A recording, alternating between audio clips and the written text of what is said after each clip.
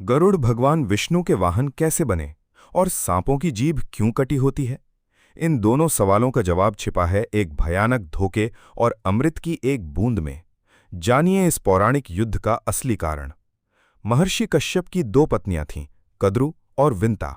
कद्रु नागों की माता थीं और विंता गरुड़ की। एक बार दोनों बहनों ने उच्च श्रवा, समुद्र मंथन से निकला सफेद घोड़ा की पूंछ के रंग को लेकर शर्त लगाई। विंता ने कहा कि घोड़ा पूरी तरह सफेद है, जबकि कद्रु ने कहा कि उसकी पूंछ काली है।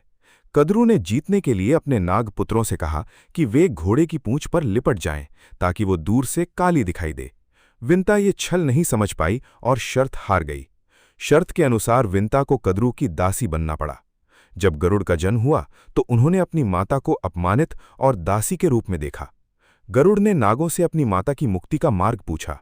नागों ने एक भारी शर्त रखी, यदि तुम स्वर्ग से अमृत लाकर हमें दे दो तो हम तुम्हारी माता को मुक्त कर देंगे। गरुड़ अपनी माता की स्वतंत्रता के लिए स्वर्ग की ओर उड़ चले। उन्होंने इंद्र और देवताओं की सेना को परास्त किया और अपनी शक्ति के बल पर अमृत कलश हासिल कर लिया। गरुड़ जानते थे कि नागों को अमृत देना विनाशकारी हो सकता है। उन्होंने एक योजना बनाई। उन्होंने नागों से कहा कि अमृत पीने से पहले उन्हें शुद्ध होना होगा और स्नान करना होगा। नाग जब स्नान करने गए, गरुड़ ने अपनी माता को मुक्त कराया और वहां से ले गए। उसी बीच भगवान इंद्र आए और मौका पाकर अमृत कलश वापस ले गए। जब नाग स्नान करके लौटे तो अमृत गायब था। वहां केवल वो कुशा घास पड़ी थी जिस पर अमृत का कलश रखा गया था। नागों ने उस घास को चाटा ताकि अमृत की कुछ बूंदें मिल सकें। घास इतनी तीखी थी कि उससे नागों की जीभ दो हिस्सों में चिर गई।